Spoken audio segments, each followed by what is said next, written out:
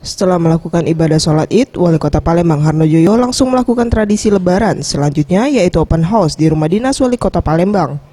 Harno Joyo bersama Wakil Wali Kota Palembang Fitrianti Agustinda menerima tamu yang hadir, baik warga Palembang, para pegawai negeri sipil di lingkungan pemerintah Kota Palembang, dan pejabat yang membantu Wali Kota dalam bekerja untuk mensukseskan pembangunan Palembang.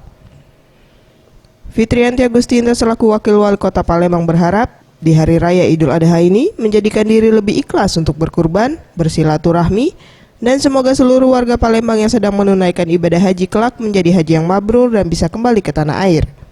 Sekali lagi saya ucapkan juga semoga seluruh masyarakat Kota Palembang yang saat ini sedang menunaikan ibadah haji kelak akan menjadi ibadah haji yang mabrur dan pulang ke Palembang dalam keadaan sehat dan menjadi haji yang mabrur. Terima kasih. Mega Dwi Handayani, Anugerah Sandi Pratama, Sriwijaya TV.